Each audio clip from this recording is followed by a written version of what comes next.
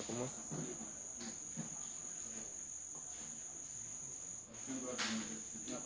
Ouais.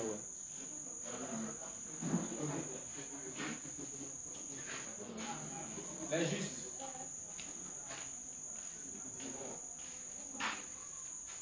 Les justes, on va commencer. Donc là, si déjà on peut entrer et puis se disposer.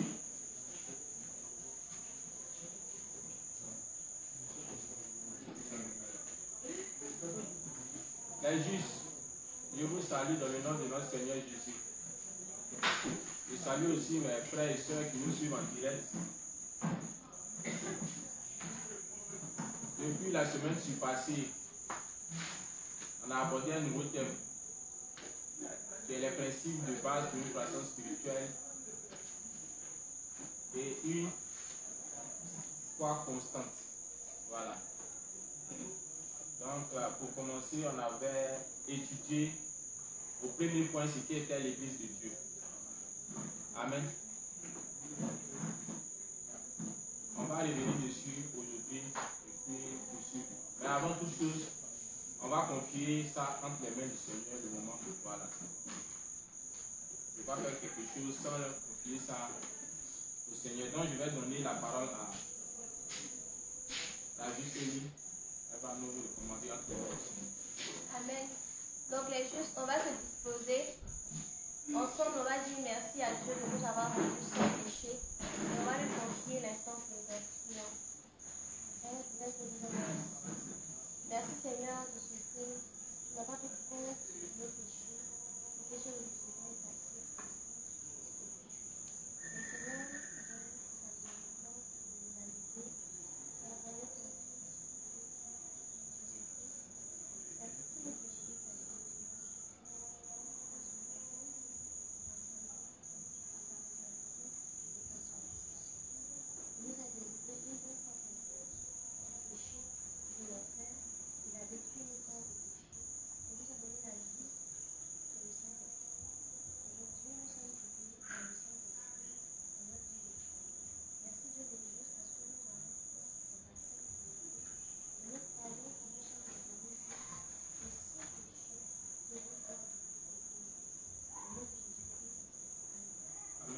Et Seigneur, merci Seigneur de ce que tu as disposé tous les cœurs à recevoir tes paroles que tu as toi-même mis dans la bouche de ton serviteur. Merci Seigneur de presser les cœurs vers le Canada et de mettre dans le cœur de tout le monde l'envie et surtout la nécessité d'être unis à l'église de Dieu. C'est au nom de Jésus-Christ que nous avons tous prié. Amen. Amen. Ok, les justes. J'espère que vous m'entendez, ceux qui sont derrière. Voilà, comme vous le constatez, on a un souci avec les techniciens. Donc, le micro n'est pas disponible aujourd'hui. Donc, toutes mes excuses. Amen. Ok, donc on a, je disais tantôt.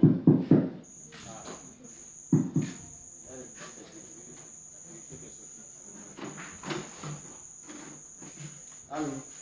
Allô? Allô? On m'entend?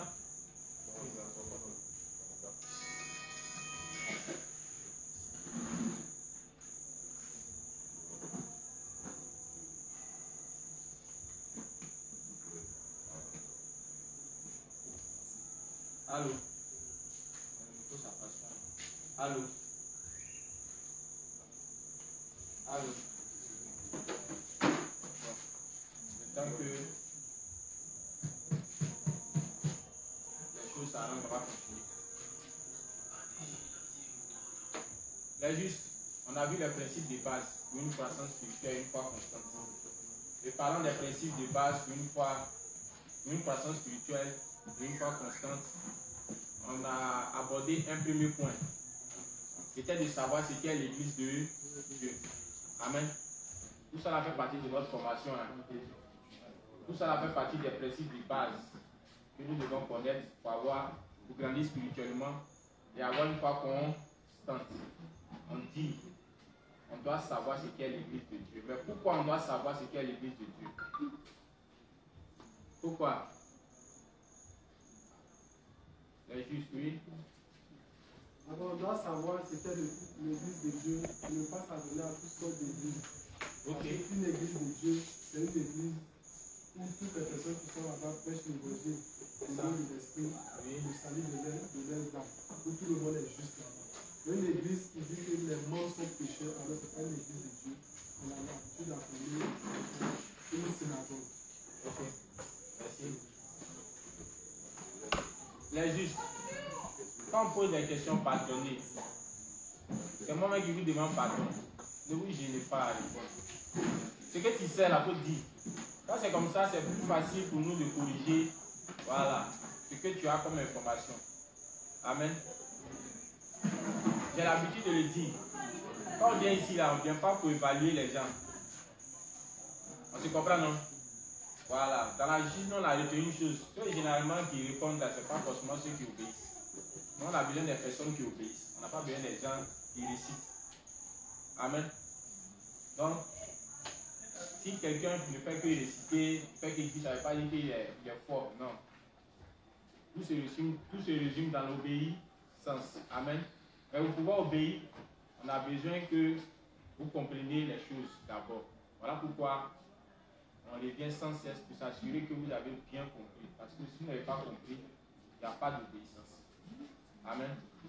Et s'il n'y a pas d'obéissance, il ne peut pas avoir de foi. Ça va aller juste. Ok.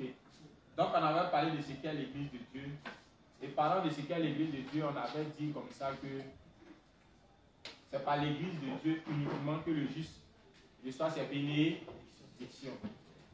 Ça, quand tu nais de nouveau, que tu décides de venir à l'église, le pourquoi tu dois venir à l'église là, la première information c'est que tu dois savoir que c'est uniquement que par l'église que Dieu peut t'accorder ses bénédictions. Amen.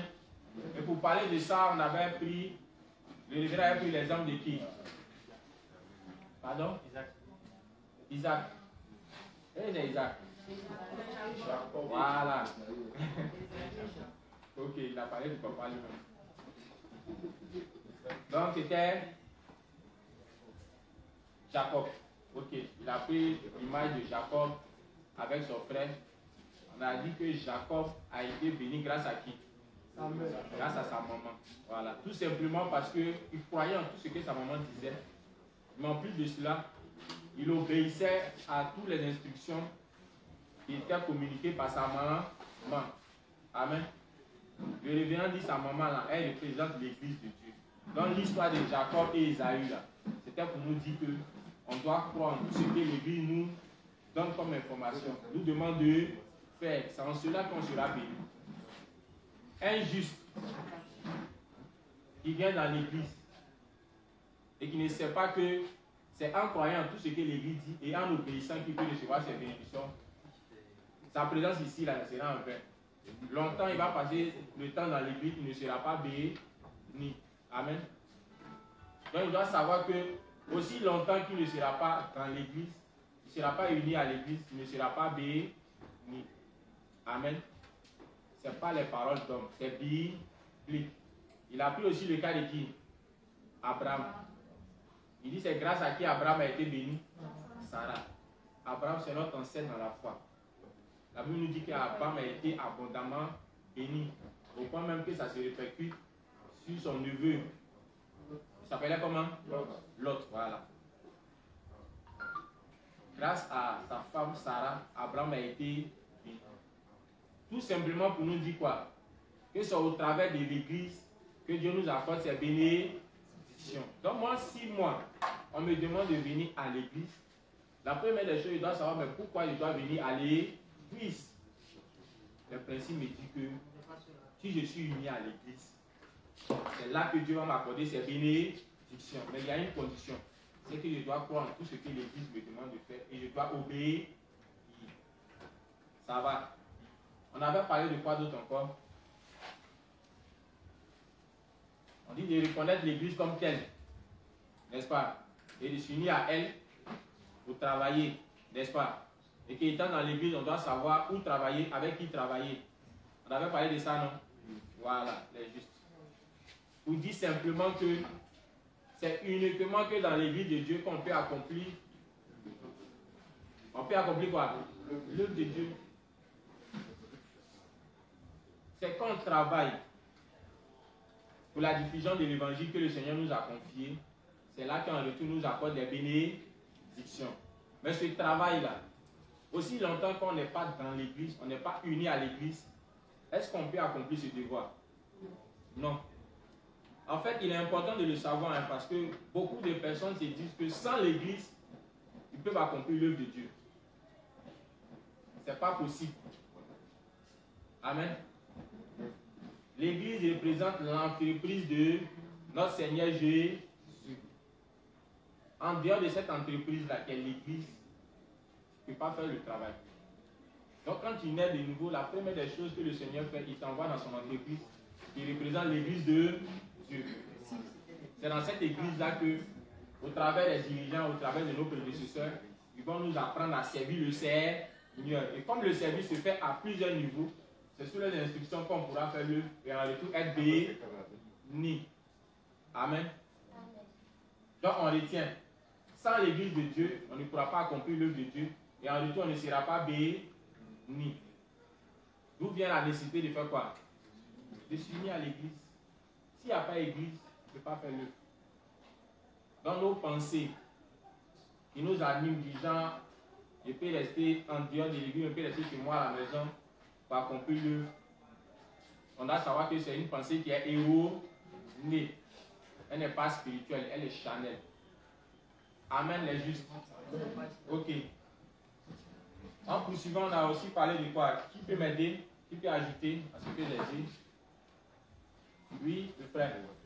On a aussi dit que l'église prend soin de nous. Ok. En bâtissant notre foi et en nous enseignant les principes de la vie.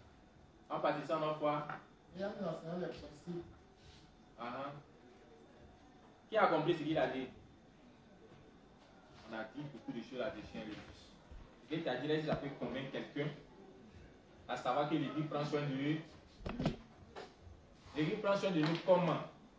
Qui peut nous éclairer là-dessus, les justes? Vous êtes dans l'église, non? Vous dites que l'église prend soin de vous, non? Comment? Oui, il y a quelqu'un qui veut parler derrière.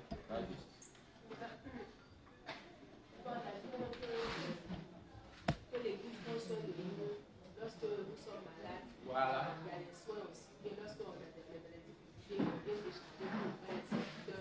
Oui. Et aussi, nous oublions. C'est ça.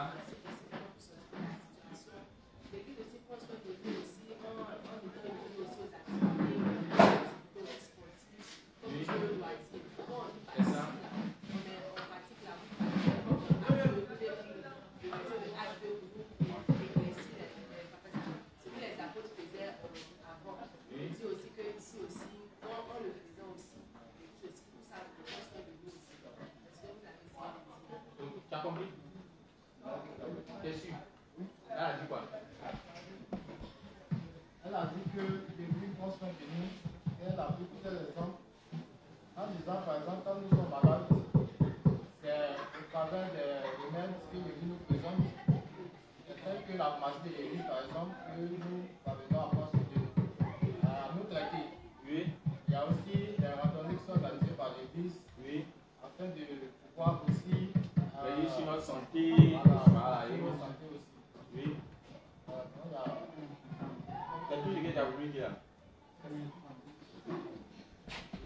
Mais juste, on dit l'église prend soin de nous.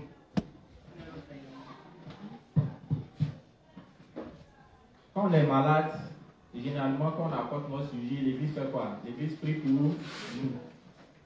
Par moment même, l'église va nous rendre visite.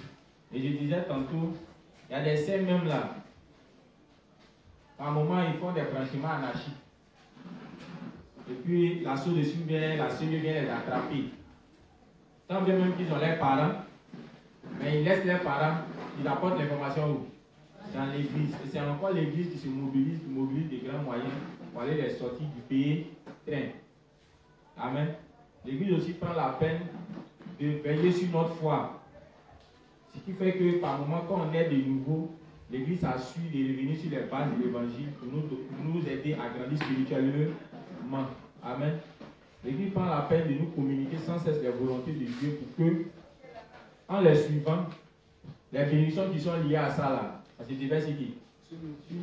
Donc, quand vous allez marier dans l'église, certains sont venus, ils n'avaient rien. Et puis plus tard, l'église les a aidés jusqu'à ce qu'ils puissent s'en sortir. Amen. Donc tout ça là, c'est une manière pour l'église de prendre soin de nous. À un moment même quand on est en train de s'éloigner de la vérité, c'est encore l'église qui nous interpelle, qui nous reprend. Mais généralement, on ne comprend pas. Et on a tendance à se plaindre de nos dirigeants. Non, ils se mettent tout de notre vie. Mais si l'église doit te laisser en train de t'égarer sans dire quelque chose, est-ce que cette église elle prend soin de toi? Elle ne prend pas soin de toi. Et j'ai appelé ça de l'amour. Amen. C'est une manière pour l'église de nous aimer. Parce que le contraire de l'amour, c'est l'indifférence, comme le révérend pouvait le dire. Quelqu'un qui te voit en train de faire quelque chose, puis il ne parle pas, c'est qu'il n'aime pas ton affaire. C'est ton sorcier. Amen. Donc, l'église prend soin de nous de cette manière. Donc, l'une aussi des choses qui doit nous encourager à nous unir à l'église, c'est de savoir que l'église prend soin de nous. L'église prie pour nous sans cesse. Amen. L'église va nous aider même à savoir comment chercher l'argent, comment les obtenir, comment même les dépenser. L'église va nous aider aussi à transformer notre ancienne conduite, notre ancienne manière de vivre. Imagine quelqu'un, peut-être c'était un ivrogne, dans sa famille il était rejeté. Et quand il devient juste, c'est encore à l'église de transformer cette personne jusqu'à ce qu'il devienne une personne qui est normale. On a connu des gens qui étaient des drogués. Mais quand ils sont arrivés dans l'église, ils ne pouvaient pas t'imaginer que ce gars-là, c'était comme ça, il était beau, c'était comme ça, il était intelligent. Mais la donne grande est éclatée progressivement. Aujourd'hui, quand tu le vois, quand la famille le voit, ils sont contents. Et c'est pour les questions, mais tu as rencontré qui pour que tu puisses subir une telle transformation? Tout ça, là, c'est fait dans l'église de Dieu. Amen. Donc, tout ça, là, ce sont des raisons qui doivent nous pousser à rechercher la véritable église et à nous unir à elle. Amen. Qui peut m'aider encore? On avait parlé de quoi d'autre? C'est juste, on a dit beaucoup de choses. Hein. On a dit aussi que l'Église prend soin de nous en nous montrant comment nous nourrir pour que nous ne soyons pas maladifs, nous ne voulons pas vite penser au Jésus. Ok. Amen. Donc c'est pour compléter au fait que l'Église prend soin de nous. Merci. Un autre point qu'on avait vu, il y a juste lui. On avait dit comme ça que une image de l'Église était le tabernacle. Et dans le tabernacle, il y a plusieurs choses qu'on trouve, comme l'autel des parfums, comme le chandelier. Et tu parlais de l'union, mais tu parlais aussi des activités de l'Église.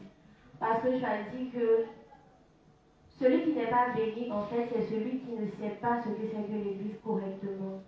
Parce que l'Église nous enseigne comment obtenir les bénédictions venant de Dieu. Donc pour ça, l'Église nous donne des combinaisons et des activités. Et chaque activité est importante et à sa place. Donc on ne devait pas prioriser certaines et puis en laisser d'autres. Tu as parlé par exemple de l'intercession. Et après ça, tu as dit aussi que on ne devait pas minimiser les serviteurs.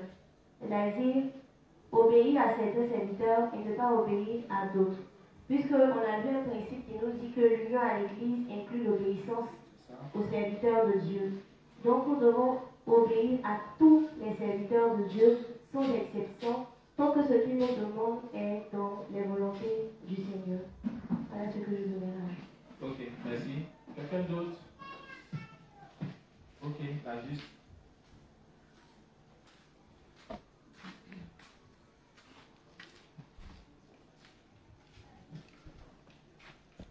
Bonsoir à tous les saints. On a parlé aussi de deux types d'églises. Et on avait dit qu'il y avait l'église de Dieu et puis les synagogues de Satan. Okay. Et on avait donné les caractéristiques du véritable église de Dieu. Oui. Qui était le leader qui est né de nouveau, les ministres, les serviteurs, oui. Son épouse et aussi les saints qui étaient nés de nouveau. Okay. Mais dans le synagogue de Satan, nous voyons que de la tête aux pieds, personne n'est né de nouveau. Personne n'est né de nouveau. Voilà. Ça, on n'a pas besoin de séance là-dessus. Même là, vous avez fait la remarque. Avant de naître de nouveau, personne ne pouvait dire qu'il était saint. Ils étaient tous des pécheurs. La preuve même est que chaque jour que Dieu fait, nous demandait de faire des prières de repentance. Pasteur, laïc, ministre, tout le monde faisait des prières de repentance. Donc, le type d'église, c'est ce que le révérend appelait les synagogues de Satan. Donc, on nous dit de nous unir à l'église, c'est vrai.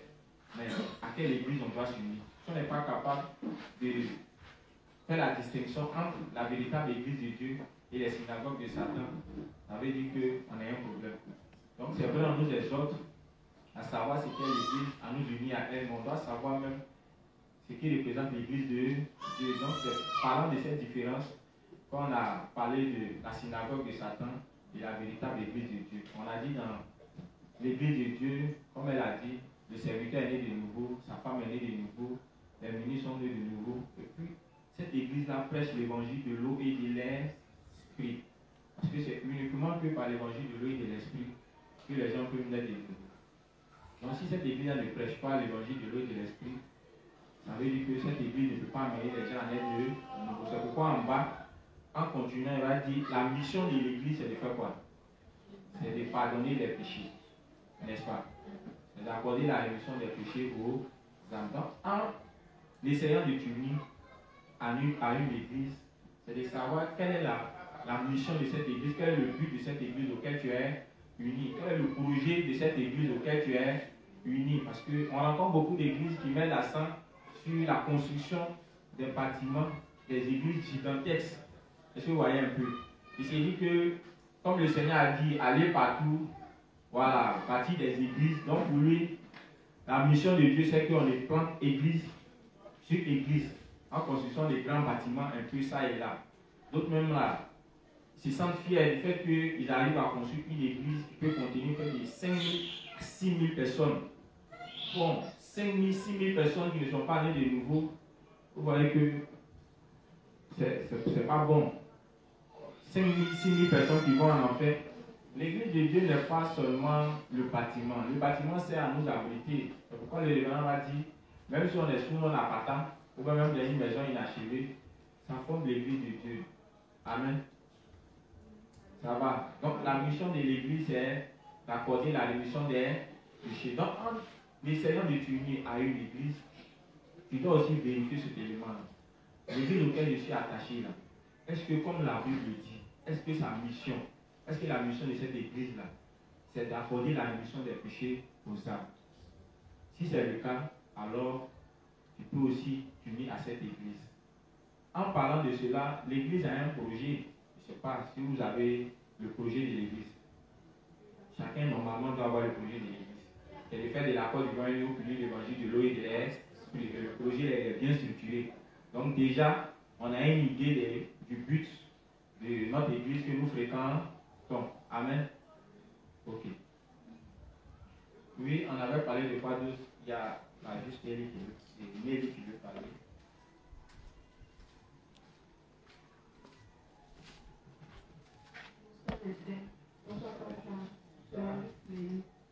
Donc, on a parlé aussi de Dieu qui maudit ceux qui s'opposent à ton église. Oui. Voilà, donc on a dit qu'on devait bien traiter ceux qui s'opposent à l'église, car Dieu les punira sûrement. C'est ça. Voilà, donc c'était un peu ce que j'avais. Ok. Donc ceux qui s'opposent à l'église, le révérend dit qu'on doit les traiter poliment. Voilà. Ce n'est pas à nous de faire parler de Dieu. Dieu lui-même est assez capable de s'occuper d'eux. Voilà. Et j'ai interpellé à ce niveau-là les saints qui ont tendance à créer des histoires avec certaines personnes qui ont décidé de quitter l'église, mais qui ont décidé de s'opposer à l'église. On n'a pas besoin de le faire. Si quelqu'un a décidé de quitter l'église, c'est son problème. On a compris les justes. S'il fait ses publications, laissez-le dans son coin. Amen. Parce que généralement, quand ils font des commentaires, c'est pour dire non, c'est le pasteur ou bien c'est les inspecteurs qui les exhortent à faire, à nous comporter ainsi. Vous voyez que l'image que ça donne de nos prédécesseurs, c'est pas bon. C'est pourquoi il est mieux de les laisser comme ça. Amen. Mais aussi longtemps, on doit savoir que aussi longtemps qu'ils s'opposent à l'église, Dieu fait quoi? Dieu les châtie. Mais il n'y a pas que il y a aussi nous. On fait désormais partie de l'église de Dieu. Donc, ce qui est arrivé à Clo-Clo, ça peut arriver à qui aussi, à Clac-Clac. Ou bien, donc on n'est pas à l'abri. En fait, c'est bienvenu pour que on soit averti. Au cas où Satan, peut-être, en nous trompant, veut nous pousser à nous opposer à l'église, on doit connaître déjà les conséquences. Ça va aller juste. Donc, l'église que nous fréquentons, c'est ça. Dieu veille sur son église. Dieu est au milieu de son église. Amen. Donc, si vous entendez généralement des personnes qui s'opposent à l'église, et vous voyez que certains dévanciers disent, ah, voici telle chose qui va les arriver, en fait, il n'est pas en train de les maudire. Voilà, c'est la Bible. Mais sur la page de la parole qui le dit. Parce que quand les saints souvent entendent ça, mais comment un homme de Dieu peut maudire? Non, il ne maudit pas. En fait, c'est la Bible qui le dit. Amen. Et on a pris des textes, non, pour expliquer ça. On a pris quel texte? La dernière fois qu'on a expliqué ça. Eh bien, je suis jeté les cahiers. Mais on est en train d'expliquer quelque chose. Non seulement c'est là pour nous aider à partir de notre foi, parce que nous aider à grandir spirituellement, mais n'oubliez pas, on est des futurs dévanciers. On est des futurs prédécesseurs. Plus tard, on va aussi enseigner aux âmes pour qu'ils puissent grandir et avoir une foi constante. Les informations qu'on donne maintenant, si on n'est pas capable de retenir, de bien structurer ça, pour aider nos petits frères qui vont naître par notre canal là, on fait comment? On finit encore, vous allez revenir encore vers nous. Après ça, la dernière fois, tu as parlé de Dieu maudit à l'église, il veut les textes, il veut les versets. Pendant que tu es là, il faut profiter en même temps. Qui a encore les versets là? Sur lequel on s'est appuyé pour le dire. Il ne faudrait pas qu'on dise que c'est la parole des hommes. C'est la parole de Dieu. C'est Dieu même qui l'a dit. Oui, il est juste. Il y a Genèse 26. Matthieu combien? Voilà. Il a dit quoi dans Genèse là?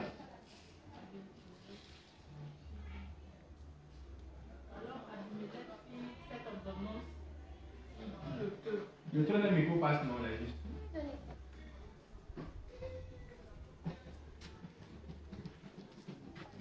Alors Abimelech fit cette ordonnance pour tout le peuple. Celui qui touchera à ce homme ou à sa femme sera mis à mort. Ok, parce que le verset sur lequel le devant, c'est Dieu qui dit que tous ceux qui vont s'opposer à l'église, il va faire quoi? Il va les maudire. Oui. Il dit quoi? Ne savez-vous pas que vous êtes le temple de Dieu et que l'Esprit de Dieu habite en vous? Si quelqu'un détruit le temple de Dieu, Dieu le détruira. Car le temple de Dieu est saint et c'est ce que vous êtes. Ok, mais ce verset-là, si ça parle de l'église en général, parce qu'il parle de nous-mêmes directement. Nous sommes le corps, n'est-ce pas? Donc, pour ce qui est de nous-mêmes là, si on prend la peine de faire des choses contraires à la volonté de Dieu dans notre corps, Dieu va nous faire quoi? Dieu va nous détruire. Je vais prendre par exemple l'image de 1 Corinthiens 5.5. Voilà. Dans le texte de 1 Corinthiens 5.5, tu vois qu'avec son corps, qu'est-ce qu'il faisait? Il vivait dans le libertinage. Dans l'église, il couchait à la deuxième femme de son papa. Qu'est-ce qui s'est passé à la fin? Il a été livré à Satan pour la destruction de sa chair. Donc si quelqu'un utilise son corps pour faire autre chose, Dieu va t'envoyer maladie. Hein? Voilà, il peut t'envoyer sida. S'il voit même que ta foi est sur le point de disparaître, voilà, là, il peut permettre que voilà, ton souffle soit retiré pour que tu nous précèdes voilà, dans le séjour des morts en attendant la résurrection.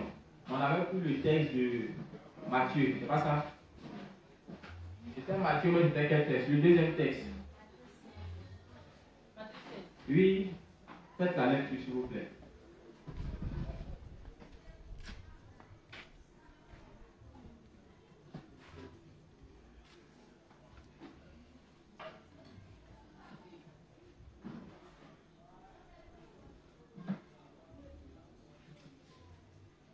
Et moi, je te dis que tu es pierre et sur cette pierre, je bâtirai mon église. Et que les portes du séjour des morts ne proposeront point contre elle. Ok. Donc, quel que soit ce que les gens des ténèbres ont fait contre l'église, Dieu fait quoi? Dieu la protège et Dieu même comment on s'occupe d'eux. Amen.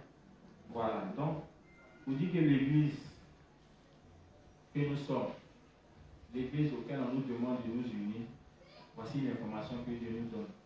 Tous ceux qui vont s'opposer à cette église seront comment? Ils seront maudits. Donc, ce qui veut dire quoi? L'église auquel nous sommes unis, l'église auquel on nous demande de nous attacher, Dieu fait quoi? Dieu veille sur cette église. Donc, on n'a pas besoin de nous inquiéter. Donc, si on nous demande de nous unir à elle, on doit savoir que en ce lieu-là, on est en sécurité et que Dieu veille sur son église. Amen. Ok. Je répète, c'est aussi là pour nous aider qu'au cas où il arrive qu'on veut s'opposer à l'église, qu'on sache que cette information-là, ça aussi nous concerne. Dieu va faire quoi? Il va nous châtier. Amen. Ok. On avait pris un des exemples dans le livre du révérend en parlant de la boulangerie d'une table qui a été brûlée, n'est-ce pas? Voilà. Donc il y a beaucoup d'exemples comme ça pour expliquer ça. C'est juste. On a compris, oui, qu'il a fait quelque chose. Ok. Donc voici un peu les éléments qu'on nous a donnés comme information en ce qui concerne l'église de Dieu. Et je rappelle, on a dit que ces informations-là sont là pour qu'on sache les choses concernant l'église avant de nous unir à elle. Parce qu'il ne faudrait pas qu'on s'élève comme ça et puis on s'unit à cette église sans savoir ce qu'elle représente. Amen. Au moins, si on a toutes les informations sur ce qu'est l'église de Dieu, en nous unissant à elle, ce n'est pas quelqu'un qui a venu dire de nous unir. Amen. On sait déjà, sur la base des calculs, pourquoi on doit s'unir à l'église. Et même quand Satan, ou bien ma femme, ou bien mon frère que j'aime tant, quitte l'église, je ne serai pas en mesure de faire quoi? De le suivre dans sa bêtise. Amen. Au contraire, même connaissance la valeur de l'église, ce sera à moi de faire quoi? D'aider ce frère-là à revenir dans cette église-là. Amen. Ça va aller juste. Ruminez cette information, gardez-la au plus profond de vous. Pour que aussi longtemps que vous êtes unis à cette église, vous restez attachés jusqu'à la fin des temps. Amen. Ok. Toujours parlant de l'église de Dieu, il y a d'autres informations qui sont venues de la cause divine qu'on va ajouter. Amen. Sinon, normalement, aujourd'hui, on devait passer à un autre point. Amen. Mais on va compléter les éléments qui sont venus de la cause divine. Voilà. On va ajouter ça à notre information, ce qui concerne ce qu'est l'église de Dieu. Donc, sur ce, je vais demander à juste Livre 27, page 435, paragraphe 7, jusqu'à la page 438, paragraphe 1. Lecture. Pensez-vous que quelqu'un puisse diriger l'église? Elle veut les références, donc on peut répéter. Livre 27, page 435, paragraphe 7, jusqu'à la page 438, paragraphe 1. Livre 27, page 435, paragraphe 7, jusqu'à la page 438, paragraphe 1. Pensez-vous que quelqu'un puisse diriger l'Église? Je vous ai parlé de l'Église de Dieu de nombreuses fois. J'ai aussi expliqué à nos ministres que n'importe qui ne peut pas diriger l'Église seulement parce qu'il a reçu la rémission des péchés. Même si certains croyants sont assemblés, cela ne constitue pas l'Église. Amen, c'est juste. Voici une autre information. On avait parlé de l'église de Dieu, la synagogue de Satan. Amen. Maintenant, en ce qui concerne même les églises de justes, ou bien les assemblées de justes, on dit que ce n'est pas parce que les saints sont nés de nouveau, ils sont assemblés, et il y a un dirigeant à leur tête, que ça forme l'église de Dieu. Donc parmi nous-mêmes, là, qui formons l'église, il y a église, et puis il y a assemblée. Bon, je ne sais pas si je dois appeler ça aussi assemblée de justes. Mais tout est dit que ce n'est pas l'église de Dieu. Amen. Cette information elle est très importante et juste. À côté de nous, il y aura des églises. Mais ce n'est pas toutes ces églises-là qui forment l'église de Dieu. Ce n'est pas parce qu'il y a beaucoup de saints assemblés. Ce n'est pas parce qu'il y a quelqu'un qui prêche l'évangile. Donc ça forme l'église de Dieu. Donc ce qui revient à dire que l'information qui est en train de donner là, il faut qu'il nous complète cette information pour qu'on apprenne à donner les caractéristiques de la véritable église. N'est-ce pas? Ok, donc elle va poursuivre. On peut voir ce qu'il dit. Même si certains croyants sont assemblés, Oui. cela ne constitue pas l'Église. Ok. L'Église doit avoir des serviteurs de Dieu, Donc, première information, l'Église doit avoir un serviteur de Dieu, oui, des ouvriers obéissants et des ouvriers obéissants. qui se sont soumis à la volonté de Dieu. Les justes, on a compris. Pour qu'il y ait Église, il faut quoi?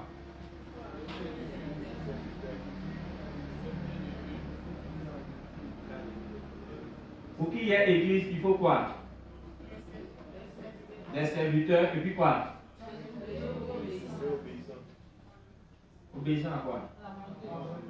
Ah, c'est ça, il faut compléter. Faut bien. Voilà. Pour qu'il y ait Église, pour qu'il y ait des serviteurs, pour qu'il y ait aussi des ouvriers qui obéissent à la volonté de Dieu. Amen. Les justes, on a compris. C'est quoi la volonté de Dieu? Les justes. Il faut qu'il y ait un serviteur, des ouvriers qui obéissent à la volonté de Dieu. La volonté de Dieu, c'est quoi? Oui. C'est que tous les gens soient sauvés. C'est fini. Mais, quand on paye une église prêche l'évangile de l'eau et de l'esprit, ou bien une assemblée de saints prêche l'évangile de l'eau et de l'esprit, donc c'est ça qu'est l'église de Dieu. Et puis les ouvriers aussi prêchent, donc c'est ça l'église de Dieu. Les justes, on est dans l'église. Et l'église prend la peine de nous communiquer les volontés de Dieu dans plusieurs domaines. Il y a par exemple le domaine du mariage. Il y a par exemple le domaine dans la prière. Il y a le domaine dans l'économie. Il y a quoi encore? L'alimentation. Il y a quoi encore? Les témoins. Nécessité d'identifier son leader. Il y a quoi d'autre encore? Il y a le renoncement à soi. Amen. Ici, on a eu la chance d'avoir un serviteur et des ouvriers qui font quoi? Qui essayent de suivre quoi? Les volontés de Dieu qui nous sont communiquées par le leader mondial. Le leader mondial déjà nous a communiqué les volontés de Dieu au travers de ses ouvrages. Et Dieu merci, par le Saint-Esprit, nos dirigeants, ils ont fait ressortir ça et ils ont, comme on appelle, ils ont classé ça par thème. Et après ce travail, ils ont mis ça à notre disposition. Malgré que c'est entre nos mains, ils sont conscients qu'on n'étudie pas. Ou bien, ils sont conscients qu'on ne révise pas. Donc non seulement eux-mêmes, ils ont pris la peine d'expérimenter ces volontés et ils ont vu le résultat. Et c'est ce qu'ils essaient de faire, de nous communiquer au quotidien. C'est de ça qu'il s'agit. Donc quand dans une assemblée, les ministres suivent la volonté de Dieu comme ça, et puis ils obéissent, on dit celle-là c'est la véritable église. Amen. Mais si tu rencontres une assemblée où, que ce soit le ministre, que ce soit les ouvriers, les volontés de Dieu sont données, puis ils mettent ça de côté, et puis eux-mêmes suivent leur propre direction, est-ce que ça forme l'église de Dieu? Non. À moins qu'on ne croit pas que les principes là, qui sont écrits par les révérends, c'est aussi la parole de Dieu. Qui croit que les principes là, c'est la parole de Dieu? Parce qu'il y a ça aussi. Il y a beaucoup dans l'église là qui ne croient pas. Oui, il y a beaucoup dans l'église qui préfèrent étudier la Bible et puis essayer de suivre. Quand vous lisez la Bible, là, vous comprenez. Les juifs, arrêtez ça. Allez, arrêtons. On se ment. Sérieux, on se ment. Quand tu lisais la Bible, là, tu pouvais connaître le coup sur le mariage. Tu pouvais savoir que quand c'est chaud, là, les couples se chamaillent. Tu pouvais savoir qu'on doit avoir un jardin. Arrêtons de nous mentir. Dieu a permis que les révérends comprennent, expérimentent la parole et nous les communiquent. Pour que ça devienne un raccourci pour nous. Au lieu de passer par ces raccourcis, on dit nous on va étudier et puis là, on va expérimenter. Mais tu ne comprends pas, tu as expérimenté comment? Avant ça, on a tous lu la Bible. Qui comprenait? Jusqu'à maintenant même, là, qui comprend? On ne comprend pas. On a toujours besoin d'un dévancier pour nous éclairer. Mais comme le révérend ne peut pas être ici, il ne peut pas être à Bobo, il ne peut pas être, comme on appelle, au Bénin, il ne peut pas être partout. Dieu a permis que les mentions soient dans les ouvrages. Mais si l'évangile de l'eau et de l'esprit qu'il a mentionné dans les ouvrages est vrai, ça veut dire que le reste de la parole qui est mentionné est comment? C'est aussi vrai. Comment prendre un et puis laisser l'autre? Et puis tu dis non, tu formes l'église de Dieu. Tu ne peux pas former l'église de Dieu. Donc, une vraie église, c'est celle en plus de l'évangile de l'eau et de l'esprit qui est prêché dans les ouvrages que notre leader mondial nous a donné. Le reste des volontés aussi qui sont mentionnées, ils essaient de faire quoi? De suivre et d'entraîner toute l'assemblée à faire quoi? À faire de même. C'est ça l'église de Dieu. Amen. Est-ce que ce n'est pas ce travail-là qu'on remarque ici? Si on est là ce soir, c'est encore pour ce travail.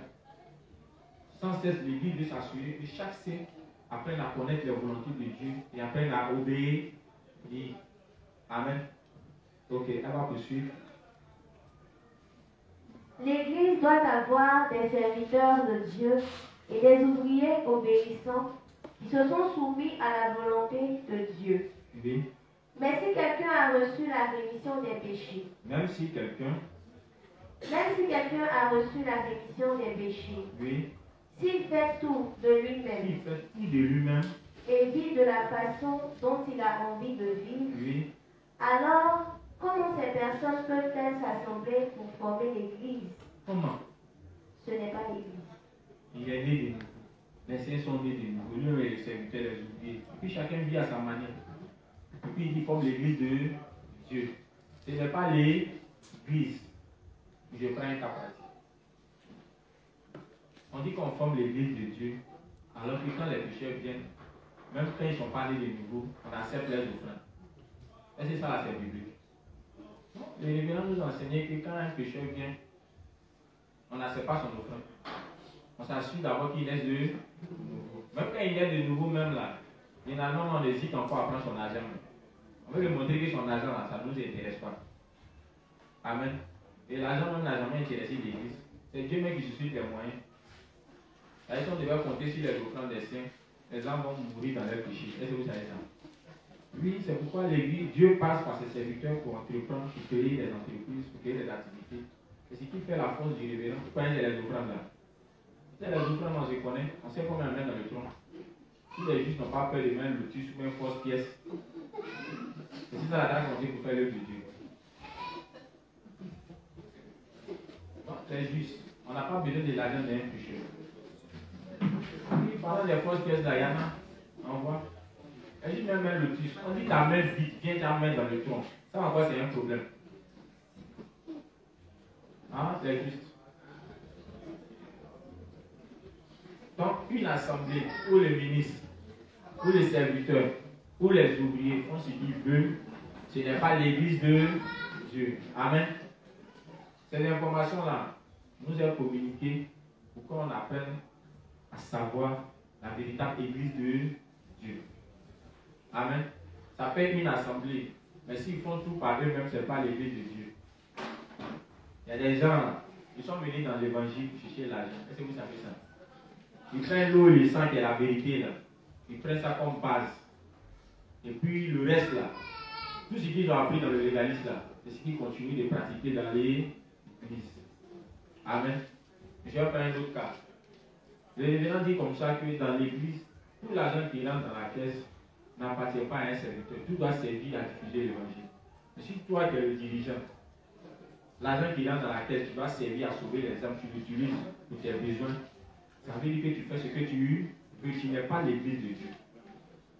Amen. Tu n'es pas l'église.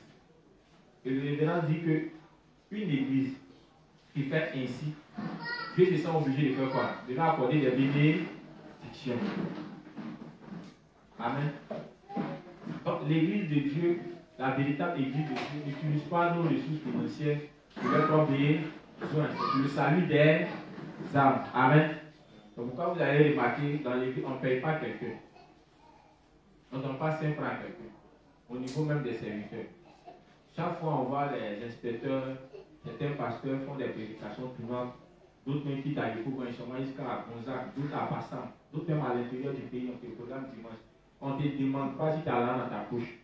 On t'a programmé, le secrétaire de là-bas t'appelle, dimanche prochain c'est ton tour. À toi de te débrouiller pour arriver là-bas. Tu as la foi, non? Tu vas laisser ta foi. Amen. Mais en regardant ça, on voit que c'est parce qu'on veut obéir à quoi? Aux volontés de Dieu. Paul a fait de même. Paul ne s'occupait pas de l'argent des âmes. Dans 2 Corinthiens, il disait quoi? Ce n'est pas aux enfants de nourrir les parents, mais c'est aux parents de faire quoi? De nourrir les enfants. Il dit il a ce privilège-là, il a ce droit-là de prendre bon jeton pour manger. Un ouvrier me dit son salaire. Mais il dit, il ne veut pas que ça devienne un obstacle au salut des âmes. Lui préfère laisser ça. Parce que copain en va venir dire non, il a pris mon argent, donc à cause de ça, il ne croit plus dans l'évangile. Il dit, il ne peut pas permettre ça. Donc lui-même là, il travaillait. Il était fabricant de tentes. L'autre dévancé qu'on voit ici là, il ne travaille pas. Il travaille. Sinon les autres là, ils ne travaillent pas. Ils sont là, on paye les sacs de riz, on paye les loyers. Pour arrêter les enfants, on paye. Pour tous ces besoins, on paye. Mais quand il finit, il dit Dieu l'a béni. Dieu t'a béni comment? Dieu l'a jamais béni. Sa bénédiction va être dans nos poches. Ou bien, mais quand il s'agit d'une âme qui est malade ou bien qui a un problème, même pour le rendre visite, c'est un souci. La prière même, pour guérir l'âme, encore est payante. Marie qui fait partie de son assemblée. Amen. Les gens d'église ne suivent pas la volonté de Dieu. Donc, il n'y a pas seulement que les gens du monde, il y a aussi parmi nous-mêmes les justes. On doit faire très attention à quelle église nous appartenons. C'est pourquoi tout le temps que nous allons passer dans l'église, ayons les yeux spirituels pour voir tout ce qui se fait, pour voir les pas que nos dévanciers posent, pour voir est-ce qu'il remplit les conditions pour être l'église de Dieu auquel on nous demande de nous attacher. Amen. Ok, elle va poursuivre. Même si ces membres sont nés de nouveau, Oui. ce n'est pas l'église. Même si ces membres sont nés de nouveau, ce n'est pas l'église. Oui, Cela ne peut pas constituer l'église de Dieu. c'est ça. Dieu a appelé Abraham Oui, et l'a utilisé comme son instrument. Même si Abraham avait beaucoup de défauts, oui. Dieu l'a quand même utilisé comme son instrument en dépit de ses imperfections. Dans nos divisions, nos dévanciers peuvent avoir des défauts, peuvent faire des erreurs. Mais en dépit de ça, là, est-ce que quand on les regarde, est-ce que ce n'est pas des gens qui suivent la volonté de Dieu? Ils suivent la volonté de Dieu. S'ils ne suivent pas la volonté de Dieu, là, Dieu ne peut pas prospérer. Il y a longtemps, on a fermé l'église. Amen. Quand je parle des défauts, vous connaissez un peu, voilà. D'autres peuvent être durs, d'autres aussi peuvent avoir des vices. Mais est-ce qu'en dépit de ça, là, ils n'accomplissent pas l'œuvre de Dieu, ils ne suivent pas la volonté de Dieu? Si. Et tous ceux qui ont été serviteurs, tous ceux qui ont été ouvriers, ils ont eu les mêmes caractéristiques dans la chair. Si on prend Abraham là, dans Romains 4, qu'est-ce qu'il avait dit? Si Abraham a sujet de se glorifier, a été rendu sur la bas de ses yeux, il dit ça à nous là, que venir s'asseoir, voilà, pour nous mentir. Mais devant Dieu, il ne peut pas dire ça. Tout simplement vous dire qu'Abraham a aussi fait des erreurs dans la chair. Amen. Sans parler de notre ancêtre David. Si David était là à notre époque, et qu'on parlait de son erreur qu'il a commis, qui allait dire que David est un serviteur? Mais Dieu l'a appelé comment? L'homme selon son cœur. Les caractéristiques d'un serviteur, c'est que c'est des gars qui reconnaissent sans cesse les erreurs. Ils demandent l'aide à Dieu pour renoncer. Amen. Mais par moment, Dieu les fait passer par là. Pour qu'ils apprennent aussi à supporter, à comprendre les petits frères qui vont venir plus tard, qui vont aussi faire des erreurs. Donc c'est par moment, par pédagogie, que Dieu les fait tomber dans les erreurs. Un dévancier qui n'a pas d'erreur, qui n'a pas de faiblesse, il ne peut pas diriger l'église, ce n'est pas possible. Parce que les membres de l'église, franchement, ils sont insupportables.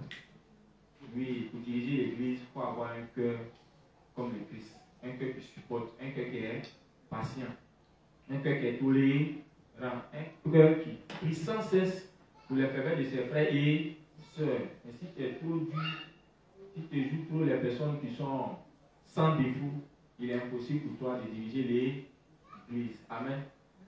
Ok. Oui, ça finit. Même si Abraham avait beaucoup de défauts, Donc Abraham a eu beaucoup de défauts. Mais malgré ça, il faisait quoi? Il suivait la volonté de Dieu. Dieu n'a pas regardé à ses défauts. Dieu regardait à quoi? À son cœur. Il veut faire quoi? Il veut le suivre, il veut obéir à toutes ses volontés. Voilà pourquoi Dieu l'a utilisé. Amen. Et c'est ça les caractéristiques de nos dirigeants qui forment l'église de Dieu, qui sont la tête de l'église. Amen, les justes.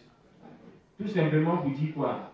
Avant de nous unir à l'église, c'est là aussi des aspects qu'on doit regarder. Est-ce que nos dirigeants, est-ce que les ministres, est-ce que les serviteurs, est-ce que les ouvriers, c'est des personnes qui suivent la volonté de Dieu ou bien qui vivent n'importe comment?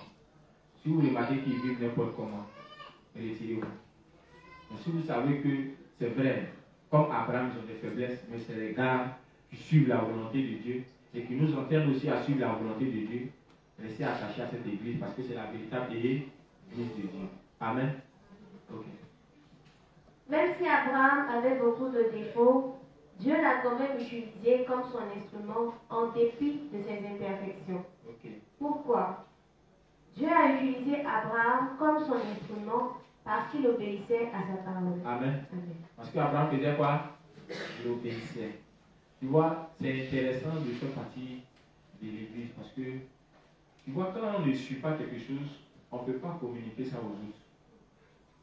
Vous n'avez pas remarqué? Tout le travail que l'église fait ici, là, tout ce qui est volonté de Dieu, on essaie de faire quoi? De vous les communiquer.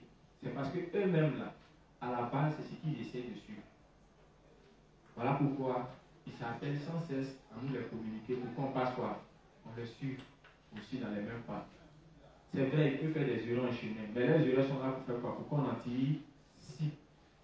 Mais généralement, les juges, au lieu d'anticiper eux-mêmes, là, c'est ça ils veulent suivre. Mais un dévancier, c'est quelqu'un qui s'examine, qui renonce. Or, le principe dit que le renoncement à soi, c'est un cours pour les personnes qui sont avancées dans la foi. Mais les nouveaux-nés, ils n'aiment pas renoncer à eux. Donc, si toi tu es sur ton dirigeant, il doit sortir dedans, mais toi tu as resté. Et c'est même pas sûr que tu as conservé ta foi. Les justes. Nos dirigeants sont des personnes qui suivent les volontés de Dieu. La preuve en est, regardons à tout ce qui nous donne comme enseignement. Regardez aux enseignements, regardez à leur cœur. Tout ce qu'ils font, c'est dans le but de faire quoi? De suivre les volontés de Dieu. C'est dans le but d'obéir aux volontés de Dieu. Amen. Donc, si longtemps qu'on appartient à une telle église, on doit savoir qu'on est dans la véritable église de Dieu. Mais si on rencontre une église où non seulement les serviteurs ne sont pas capables de nous communiquer les volontés de Dieu, ne sont pas capables eux-mêmes d'obéir aux volontés de Dieu, ça veut dire que même si ils sont tous nés de nouveau, ils ne font pas l'église de Dieu. Amen. Ok. Livre 27, page 134, paragraphe 1. Juste au fur et à mesure on évolue là, s'il y a des questions, s'il y a des incompréhensions, pardonnez. Demandez. Notre rôle là, c'est qu'on soit tous au même niveau d'information. Si les justes ne comprennent pas, ils ne peuvent pas obéir. Amen.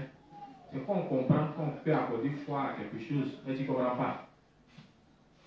Tu vas prononcer là comment? Donc pardonnez. Vous m'avez dit que vous demandez pardon sans cesse. Voilà. Parce que moi, je suis à la tête d'une assemblée. Je connais voilà, les âmes. Ils sont là, ils ne comprennent pas, hein, mais on avance seulement. Or, ça ne sert à rien d'avancer si vous ne comprenez pas. Notre objectif, c'est que vous compreniez chaque portion de la parole de Dieu. C'est en cela que vous pouvez accorder foi. C'est en cela que vous pouvez obéir. Mais quand c'est donné qu'on ne comprend pas et qu'on ne réagit pas, bon, ça fait mal, hein. Ok. Quand vous allez grandir, vous allez être content. Il y a le responsable tapé qui est là.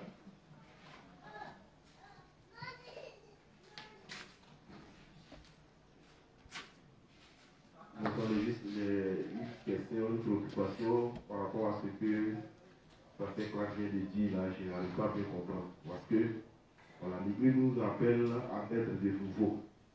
Voilà, et nous avons tendance à dire que tous ceux qui sont nés de nouveau sont dans la volonté de Dieu et que quand ils vont mourir, ils vont élever au rêve des cieux. Là, j'apprends qu'ils sont nés de nouveau. Et ils ne sont pas église de Dieu.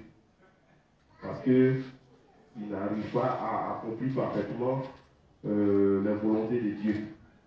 Moi, je veux poser la question de savoir qu'est-ce qui va arriver à ces gens qui fréquentent ces églises-là, qui sont nés de nouveau. S'ils meurent, où ils vont partir?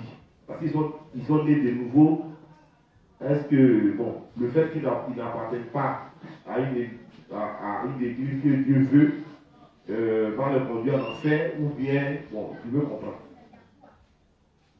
Ok. Bon, le juste. Tu dois savoir une chose. Quand tu nais de nouveau, ce n'est pas la fin. Naître de nouveau, c'est ce qui nous permet d'entrer dans le royaume des cieux, n'est-ce pas?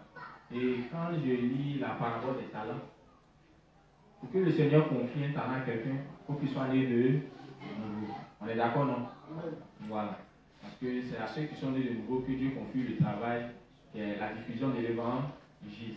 Mais quand on lit, on fait attention à, comment on appelle, au chapitre concernant la parabole des talents, on voit que le premier qui a eu 5 talents a fait quoi? Il a multiplié. L'autre qui a eu combien? 2, il a multiplié. Et puis l'autre qui a eu 1, qu'est-ce qui s'est passé? Mais à la fin, le Seigneur dit, celui qui a enfui dans le sol, qu'est-ce qui est arrivé? Arrachez-le ce qu'il a, et puis jetez le feu. Tu vois un peu, non? Donc, la volonté de Dieu, c'est qu'on fasse quoi? On prêche l'évangile de l'eau et de l'air, n'est-ce pas? Donc, si je suis né de nouveau, que la volonté de Dieu est que je vive pour la diffusion de l'évangile, et que j'appartiens à une église où on ne m'enseigne pas cela, ça devient comment? Ça devient un problème qui peut me conduire où? En enfer. On est d'accord? Maintenant, je peux être né de nouveau, mais il y a d'autres aspects de la vie de foi que le révérend nous enseigne. En fait, ces autres aspects-là, ça vient pour nous aider à maintenir notre foi jusqu'à la fin. Je vais prendre un exemple. On me dit de me marier avec une sœur qui est juste. Pourquoi? Parce que cette dernière peut veiller sur ma foi, comme moi je peux veiller sur sa foi. Mais imaginez que je n'obéis pas à cette volonté de Dieu, que je me mets à une femme, comme ce fut le cas de Salomon, comme ce fut le cas de qui? Akab, comme ce fut le cas de qui encore? Samson. Et que du jour au lendemain, cette dernière m'entraîne hors de la foi. Est-ce qu'un tel individu, il peut aller au paradis? Même pas. Non, non. Donc, ne pas obéir aux volontés de Dieu peut nous entraîner progressivement à quitter la justice de Dieu. En fait, c'est là la crainte. Tu peux, au début, voir ces personnes garder leur foi, mais est-ce qu'ils pourront conserver cette foi jusqu'à la fin? C'est pas sûr. Tu comprends, non? Suivre le Seigneur, c'est faire quoi? C'est renoncer à nous. Et puis, de faire quoi? De porter sa croix. N'est-ce pas? Or, pour pouvoir renoncer à nous, on doit d'abord connaître les volontés de Dieu devant lequel on doit faire quoi? S'examiner et renoncer. Pour pouvoir faire quoi? Pour pouvoir le suivre. Maintenant, ces volontés-là, toi qui ne renonces pas à toi devant elle, est-ce que tu pourras suivre le Seigneur? Le révérend va dire que certaines personnes disent comme ça de leur bouche qu'ils sont nés de nouveau. Ils ne parlent même de l'eau et du sang. Mais leur cœur même, au fond de leur cœur même, ils ne croient pas. Donc, tu n'as pas de limité à quelqu'un qui le dit ouvertement de la bouche. Entre dans son cœur, il ne croit même pas à la parole de Dieu. Donc, si tu veux regarder à la presse physique pour juger quelqu'un, tu vas te tromper. Il faut regarder au niveau de sa foi. Est-ce qu'après être né de nouveau, cette personne-là, il continue de suivre les volontés de Dieu? Les volontés de Dieu sont dans plusieurs aspects, sont dans plusieurs domaines. Amen. C'est dans plusieurs domaines. Et quand tu suis un dirigeant qui ne suit pas les volontés de Dieu, ce dirigeant-là, certes, il aura des problèmes, mais il va entraîner qui? Les autres aussi dans les difficultés. Et en étant dans les difficultés, s'il n'a pas quelqu'un pour t'orienter, tu as fini progressivement par faire quoi? Par perdre la foi. Je ne sais pas si elle a répondu à ta question. Ça va? Donc les conséquences là, c'est que tu peux perdre la foi à la longue. Voilà pourquoi, pour que l'Église assure que notre foi soit correcte, le révérend depuis là-haut, il nous a donné la feuille de la conduite à suivre. Et c'est cette conduite-là qui l'a permis jusqu'au jour d'aujourd'hui de garder sa foi et même de porter beaucoup de fruits. Donc c'est ça là, l'église a pris. C'est ça là, l'église essaye de suivre. Donc quand l'église, tu vois une église, tu suis ça, c'est sûr qu'à partir de cette église, non seulement tu pourras garder ta foi, mais les bénédictions de Dieu là, tu pourras goûter ça. Mais si tu suis une autre église, tu ne suis pas la volonté de Dieu, tant même qu'il soit né de nouveau, non seulement tu ne pourras pas conserver ta foi, mais au lieu des bénédictions, qu'est-ce que tu vas obtenir? C'est la malédiction. Parce que derrière chaque volonté de Dieu, on dit qu'il y a des bénédictions. Amen. Derrière aussi, c'est toute la malédiction. Quand c'est au cas où tu ne respectes pas. Donc, si tu allais prendre ta petite malédiction que tu as mis dans ta maison, par exemple, ton dévancier te dit qu'on peut le faire, ça c'est ton problème. Amen. Et beaucoup ici peuvent témoigner. Pour ceux qui ont connu des femmes qui, voilà, ou même ont connu des hommes qui ne sont pas nés de nouveau. Ils savent ce qu'ils rencontrent comme difficulté. Donc, ce n'est pas dans ma bouche. Voilà. Ok, on peut suivre. Livre 27, page 134, paragraphe 1. Mais la réalité est très différente. N'importe qui ne peut pas servir dans l'église de Dieu. Vous pouvez penser que s'il y a un bâtiment d'église et des gens qui louent Dieu, l'adorent, prêchent des sermons et prient, alors c'est une église. Mais ce n'est pas nécessairement l'église de Dieu. Oui. Pour constituer l'église de Dieu, Oui. la première condition, c'est qu'il doit y avoir une assemblée de saints qui ont été sauvés de leurs péchés selon la volonté de Dieu. Donc, il est en train de toujours faire la distinction entre la vraie église et la fausse église de Dieu. Donc, ce n'est pas parce qu'il y a un bâtiment, il y a des gens qui prêchent la parole, ils louent Dieu, ils font ceci, cela, que ça forme l'église. Il dit premièrement, pour qu'il y ait l'église, il faut qu'il y ait quoi? Tout le monde soit saint. Tous les membres de cette église doivent être comment? Saints, sans péché, ils doivent être justes. Ils sont nés de nouveau par l'évangile de l'eau et de l'esprit. En fait, j'insiste là-dessus parce que les pécheurs ont commencé à actualiser. Voilà. Ils commencent à dire qu'ils sont justes. Ils disent qu'ils sont justes, mais ils font des prières de repentance. Amen. Ce n'est pas des justes, c'est encore des pécheurs. Ils disent qu'ils sont justes, mais ils croient toujours au sang de Jésus. On ne peut pas être juste en croyant uniquement au sang de Jésus. C'est comme si en retournant dans le tabernacle, on n'impose pas les mains d'abord sur l'animal pour transférer nos péchés avant de le gorger. Amen. C'est comme omettre un élément qui a été donné comme instruction pour faire l'expiation des péchés. En tant si un élément est retiré de la parole de Dieu, comme le dit Apocalypse, ce n'est plus la parole de Dieu. Amen. Il ne peut pas avoir expiation.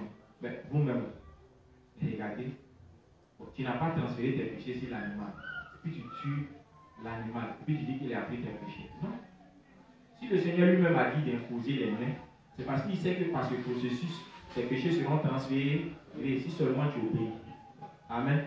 Et les gens ont fait, et quand tu viens dans Hébreu dit que c'est l'homme des biens à venir. C'est pour dire que, même si ça ne se passe pas textuellement, en prenant un animal, en ayant un sacrificateur, mais c'est pour dire que ça sera le même processus. Amen. Cette fois-ci, là, ce n'est pas un mouton. On dit c'est l'agneau de Dieu, c'est Jésus. Amen.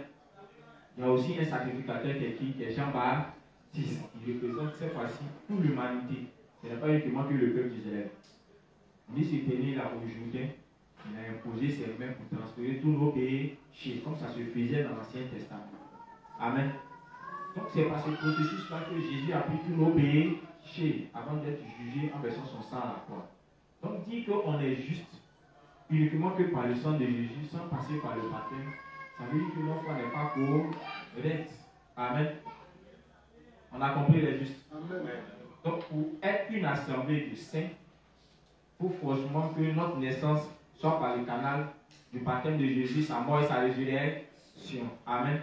Sinon, si vous rencontrez une assemblée de justes qui dit qu'ils sont justes par le sang de Jésus uniquement, ce n'est pas une assemblée de justes. C'est une assemblée de pécheurs camouflés. Amen. Donc faisons très attention. Maintenant, il va donner les caractéristiques de la véritable église. Il dit premièrement, il faut qu'il y ait une assemblée de quoi? De saints qui sont nés de nouveau par le baptême de Jésus, sa mort et sa résurrection. Continue. Et Et son leader doit être une personne approuvée par Dieu comme son serviteur. Non seulement le serviteur de Dieu est indispensable, mais il doit aussi y avoir des enfants de Dieu rachetés.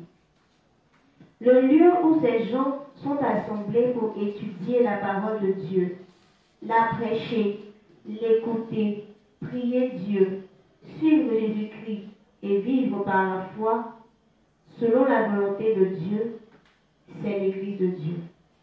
C'est par une telle assemblée que Dieu agit et accomplit sa volonté, et c'est l'Église de Dieu.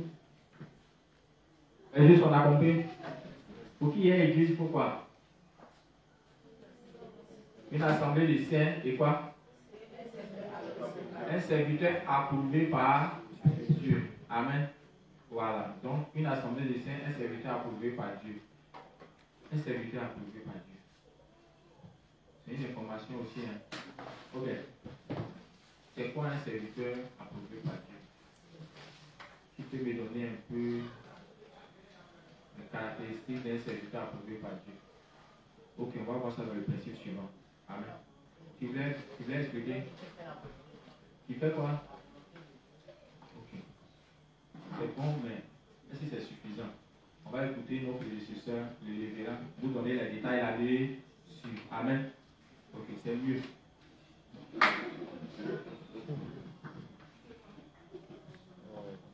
Livre 27, page 386, paragraphe 2. Livre 27, page 386, paragraphe 2. Bien sûr, l'Église de Dieu n'est pas bâtie seulement parce que nous versons des larmes et travaillons dur. Il est beaucoup plus indispensable pour nous d'avoir un leader dans la foi qui croit en l'évangile de l'eau et de l'esprit de façon inébranlable. Et Justin, si tu peux réparer le coup là. C'est dégagé. C'était 3 micros. Les 2 autres sont déchargés.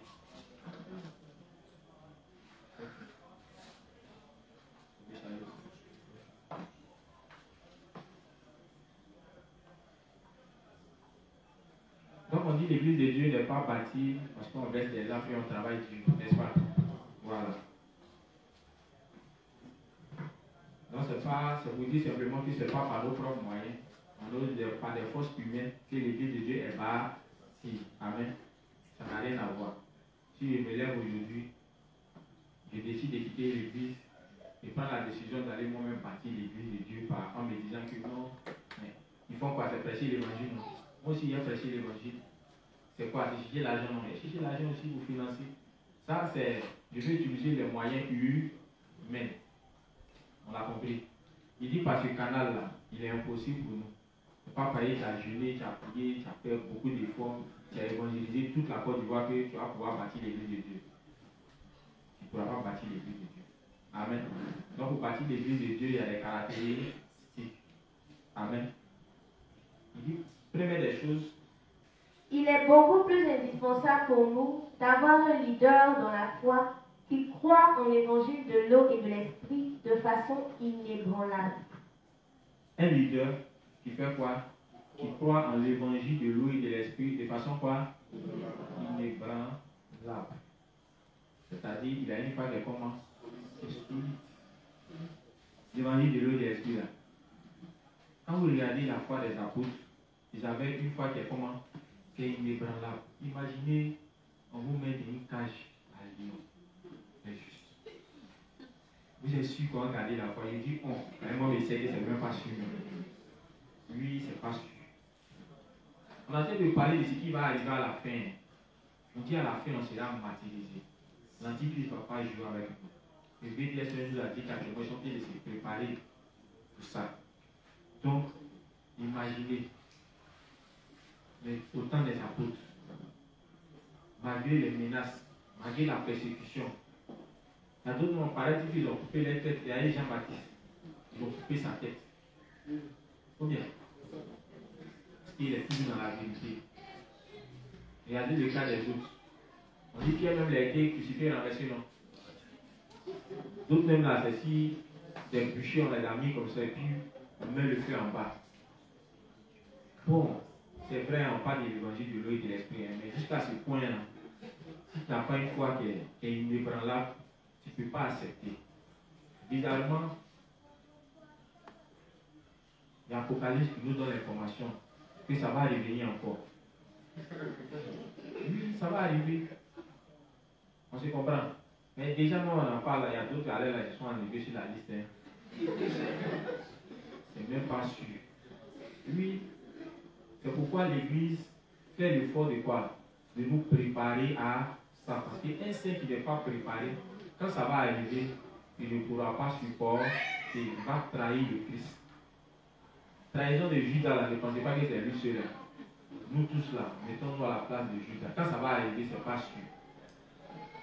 Ça ne dépend pas des moyens qu'il met, ça ne dépend pas de ta force. Les gens disent que ce n'est même pas la peine de détester en prenant l'âme ou bien aiguille, en te piquant, ou bien en prenant couteau, ou bien en prenant ton feu pour mettre dans. Non. Il dit ce jour-là, c'est grâce au Saint-Esprit. Mais quelqu'un qui n'est pas rempli de la parole, quelqu'un qui n'est pas rempli de la volonté de Dieu, quelqu'un dont la foi n'a pas été préparée pour ce temps-là, est-ce que le Saint-Esprit peut agir? Ce n'est pas possible. C'est pourquoi tous ceux qui seront hors de l'Église, ils ne pourront pas faire face au martyrs. Ils vont abandonner leur foi. Amen. Donc, voici un serviteur. On dit qu'il y a une foi qui est inébranlable, foi solide. Amen. Lui, il a vu dans toutes les Écritures. Il a cherché à comprendre si l'évangile de l'eau et de l'esprit est la pure vérité, est l'unique vérité. Puis quand il a vérifié, depuis Genèse jusqu'à Apocalypse, en s'asseyant, il a pris les livres du révérend, du livre 1 jusqu'au livre 64. Vérifier tout ce que le révérend dit pour voir s'il n'y a pas de faille là-dedans. Amen. Il dit c'est lui là qui peut diriger l'Église. Mais regardons nous-mêmes. Est-ce qu'aujourd'hui là, on est capable de diriger l'Église? Regardons nous-mêmes. Il y a d'autres livres un même là, ils agonisent. Ça fait au moins 5 ans ils sont dessus. Mais il faut encore décoller. Il n'y a pas un ici qui a le niveau de lecture du livre 1 au livre 50. Il n'y a pas. Il y a Dieu qui est arrivé là-bas. Il n'y en a pas. Nous tous on paresse. Oui. Mais s'il n'y en a pas quelqu'un qui a pris la peine de vérifier, parce qu'il s'agit de l'enfer, il s'agit du paradis. Ceux qui nous dirigent là, on doit avoir du respect pour eux. Amen. Imaginez Moïse qui a pris le peuple d'Israël depuis l'Égypte. Et puis ils l'ont suivi, il s'en va à Canaan. L'air devant, derrière, là, c'est dans la main de qui? C'est dans la main de Moïse. Si Moïse se perd, il se perd. Si Moïse périt dans le désert, il périt dans le désert. Donc il fallait que Moïse, Dieu s'assure qu'il ait une foi solide. Ils connaissent bien la route, le chemin qu'ils doivent emprunter jusqu'à arriver à Canaan. Si tu as pris quelqu'un dans l'assemblée, il ne connaît même pas la route. Arrivé dans le désert là, oh, le peuple d'Israël, il ne jouait pas. Hein. Dès qu'il y a petit, il a eu ses cailloux, il soulève la main. On va te lapider. Moïse est au courant de ça. Et j'ai parlé de Moïse, Aaron. Aaron au courant. Quand ils ont dit, ah, Moïse a duré là-bas, hein. Quand on voyait, on fabriquait un autre Dieu. Quand Moïse est revenu, il dit, mais tiens, tu connais ton peuple. Il sait que ceux-là, ils ne savent pas lapider l'homme. Comment il peut m'opposer à eux? Il s'est rallié vite. On comprend les justes. Donc, on doit avoir un serviteur qui a une foi inébranlable. Et c'est le cas pour nos dirigeants. Amen. Nos dirigeants aujourd'hui, en les regardant, ils ont pris la peine de vérifier pour voir si l'évangile de l'eau et de l'esprit est l'unique vérité. Et en parlant de notre leader, le premier leader mondial. Et aujourd'hui, on a encore notre leader qui est ici, notre leader national, qui est rattaché à la foi de notre leader mondial. Il a pris la peine de lire ses livres, d'examiner chaque aspect, même de chercher à voir les erreurs. Et mettons le par exemple, il dit que lui, la question me plaît. Parce qu'il dit tantôt quelque chose ici.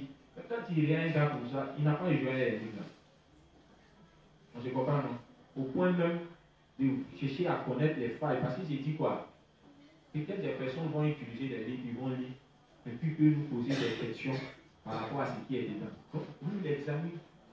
Que ce soit la Bible, que ce soit les ouvrages des révérends, pour s'assurer que la foi qu'on suit là, c'est la foi qui est correcte. Parce qu'il n'y a pas seulement que nous, hein. Toute sa famille est dans l'évangile. Est-ce que vous avez ça? Ah, sa petite chère Daniel, hein. Elle est dans l'évangile. Donc, c'est pas nous qui conduisons, lui-même est dedans. Ses enfants, sa femme. Donc, imaginez, il a pris la peine de vérifier. Donc, quand c'est bien vérifié et que ta foi est bien bâtie, c'est ça la Bible a dit, tu bâtis ta foi sur le roc. Quelle que soit l'adversité, quelle que soit la pluie, quelles que soient les tempêtes, cette foi-là, elle est inébranlable, elle est là, elle est ferme. Amen. Et quand tu as quelqu'un comme ça à ta tête, tu ne peux qu'être heureux. Tu ne peux qu'être serein. Et tu sais que pour un problème d'incompréhension, il est toujours là pour t'éclairer. Et ce n'est pas ce qui se passe ici. C'est ce qui se passe ici. À moins que nous-mêmes, on ne vienne pas confier nos soucis, notre compréhension à nos dirigeants. Amen. Donc, pour former l'église de Dieu, premier aspect, un leader qui a une foi qui est inébranlable, une foi qui est sourde, l'aiguille continue. Et ce leader doit se soumettre à la parole de Dieu. On dit que ce leader doit faire quoi? Voilà, comme j'ai dit, la parole, il y a l'eau et le sang dedans. Il nous a permis de naître de nouveau. Mais tous les autres aspects de la parole de Dieu, là, il doit aussi faire quoi? Il doit aussi se soumettre.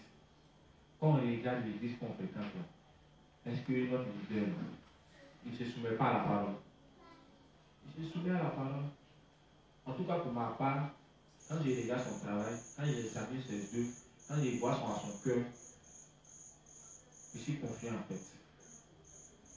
Je n'ai pas honte de dire que je suis rattaché à quelqu'un qui peut me conduire dans les volontés de Dieu.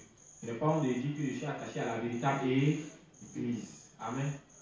Mon sommeil est paisible. Oui, les problèmes, les questions de foi, ils sont toujours là pour nous éclairer. Amen. On a compris les justes. Nos dirigeants font l'effort de suivre quoi? D'obéir la parole de Dieu. Et c'est ce qu'ils essaient de faire quoi? De nous communiquer. Que ce soit au niveau des laïcs, que ce soit au niveau des responsables. Ça va les justes? Ok, continue. Même si nous sommes tous les saints de Dieu, oui, cela ne signifie pas nécessairement que nous sommes tous également les serviteurs de Dieu. On a compris les justes. Même si on est tous des saints, est-ce qu'on est tous des serviteurs? Non, non. Pourquoi? Pourquoi? Dans les conditions à remplir pour être serviteur. Quelles sont les conditions? Est-ce que notre foi même est inébranlable? Ça, ta foi même est coupée. Au point même que Patrick n'a pas encore moyen depuis le matin, qui est même sur le point d'abandonner la foi. Lui, il a laissé 2 jours sur moi, il n'a pas encore moyen. Il ne veut plus venir à l'église. Et c'est pas ce qu'on fait. Il a du mal même à venir aux activités. Un juste parce qu'il ne travaille pas, il ne vient plus à l'église. Lui aussi va vivre la foi inébranlable. Il n'a pas de foi même. Vous parlez d'inébranlable. Mais un seul qui n'est pas venu à l'église, comment tu peux avoir foi? Tu ne peux pas avoir la foi. Ta foi n'est pas correcte. On sait que du jour au lendemain, tu vas finir par abandonner la foi. Ça va, c'est juste. Oui. Après tout, il y a différents degrés dans notre foi. Il y a différents degrés, oui. Non seulement dans nos dons et talents. Dans nos dons et talents, il y a différence. Le travail du leader, ce n'est pas une mince affaire. Imaginez, on a combien de jours maintenant? Que pas ça dirige? On ne peut pas conduire. Bon, je n'ai pas besoin de connaître les noms. Quand on va sur Facebook, l'église prend la peine de donner les nouvelles de nos différentes assemblées de justes qui sont soit à l'intérieur, même en Abidjan. Et on a tendance à mentionner sous la coupole du pasteur Tago. Amen. Sous la coupole du pasteur Tago, on n'a pas donné. Les justes aussi, ils interprètent tout mal. Non, ça veut dire qu'il veut se jouer les gens qui sont à notre tête. Aïe! C'est notre dévancier, c'est tout. Est-ce que sa coupole là, ça veut dire que c'est lui qui nous dit, oui, c'est lui qui nous aide à accomplir les volontés de Dieu. C'est lui qui nous aide à avoir une foi correcte. Est-ce que nous n'est pas sur la coupole du révérend? Pourquoi on dit on est sur la coupole du révérend? On ne va pas ensuite ses volontés, ses instructions. C'est pareil. Les instructions ne dépassent pas qu'on suit. Est-ce que ce sont ces instructions? C'est ce que le révérend dit, ou bien? Donc, en tant que grand frère, ce qu'il essaie de faire, c'est quoi? C'est d'amener les plus petits aussi les autres assemblées a dit, ah ouais, le chemin que le grand frère, notre aîné nous a montré. Donc, essayons de suivre ça et vous allez voir que le travail qu'on va faire là, ça va porter du fruit. On voit aujourd'hui le travail des pasteurs. J'ai devenu toutes les églises de juste en Côte d'Ivoire. Parce que quand on est fort, on devient comment? On devient invincible. Et l'œuvre de Dieu porte du fruit. Mais comme des gens ont des ambitions personnelles, ils ont des projets personnels. Voilà pourquoi quand ils regardent au travail du pasteur, ils disent non, il veut dire que non, il est le leader. Aïe. Mais il est leader, mais il n'est pas leader. Un leader, c'est quoi? Un leader, c'est quoi? C'est un modèle, ou bien c'est lui qui encourage les autres, qui gagne les autres par rapport à un objet, ou bien c'est pas ça. Ah, pourquoi c'est qui est mal dedans là? Donc, dans la foi, on n'a pas tous les mêmes degrés. Ça va, non? Voilà. Non seulement dans les talents. Comme je disais tantôt, le vieux, il y a beaucoup de tâches. Très vite, va envoyer leurs problèmes, c'est pas ça. Abobo va envoyer leurs problèmes, c'est pas ça. Nyangon, non, même, on n'en parle pas. Au sein de Nyangon, il y a plusieurs zones. Imaginez, nous-mêmes qui sommes à la tête des petites assemblées, nous, on n'arrive même pas à dormir. Tel va se lever là-bas, voiture m'a coin. Tu es obligé à 2 heures d'aller à l'hôpital. C'est son bébé, papa. Arrivé à l'hôpital, là, pas parce que tu es allé à la soeur, c'est ton âme qui t'a fini comme ça. Oui, c'est ton âme qui t'a fini comme ça. Arrivé là, même, là, ses parents sont là, puis ça attend encore la facture. C'est maintenant, accident arrivé que je suis bien dit non, ouais, mon leader ici, mon papa qui est là. Maintenant, ses parents sont à côté. Ces problèmes-là sont là. Il y a des justes qui sont malades. Tout comme à l'intérieur, comme en Abidjan. C'est à part ça de trouver les nouvelles. C'est quand un juste est malade, c'est le problème de qui? C'est le problème du leader. À chercher les médicaments, ils vont envoyer les moyens. Quand un tel juste a un problème, imaginez toutes les églises de juste. Ils doivent permettre à toutes ces églises et tous les membres de cette église, non seulement au niveau du serviteur, du dirigeant, mais au niveau de l'assemblée, les aider à ce que leur foi passe quoi? Leur foi grandit. Amen. Ce n'est pas une mince affaire. Nous-mêmes qui sommes à la tête des petites assemblées, pour diriger, mais pour aider elle à devenir un ouvrier, ce n'est pas une mince affaire. Et c'est avec quelle parole tu nourris cette personne pour qu'il devienne un ouvrier. Il y a ça aussi. C'est pourquoi on dit n'importe qui ne peut pas diriger l'église. Mais on pense que tu as 2 versets, 3 versets, que tu as fait aider quelqu'un à grandir. Ça n'aide pas. Parce que quand il finit de dire, Matthieu a dit, Jean a dit, mais est-ce qu'il sait comment on fait pour manger? Oui. Après de manger, là, c'est pas Jean a dit, Paul a dit, non. Tu dois savoir combiner les volontés de Dieu qui vont te pousser chaque jour à manger au moins 3 fois par jour. Ou bien c'est faux? Ah. Donc l'essence seulement ne suffit pas. Donc tout ça, là, il doit s'assurer de nous communiquer ça pour qu'on soit indépendant spirituellement. Amen. Qu'on soit autonome, pour qu'on apprenne à compter sur Dieu. Donc il y a lieu pour lui de s'asseoir, de lire, de combiner les volontés, d'expérimenter avant de venir nous les communiquer. Amen. Donc étant attaché à un tel leader, c'est des raccourcis en fait avec lui. Parce qu'il faut que lui-même il expérimente la parole avant de venir faire quoi? Avant de venir nous les communiquer. C'est pourquoi avant même que Dieu utilise Moïse pour venir sortir le peuple d'Israël, lui-même il a expérimenté. Ou bien, quand il a voulu faire ça par ses propres efforts, quand il s'est passé, il a tué un Égyptien. Et il a fui, il est passé voir son. C'est là qu'il allait rencontrer Jétro.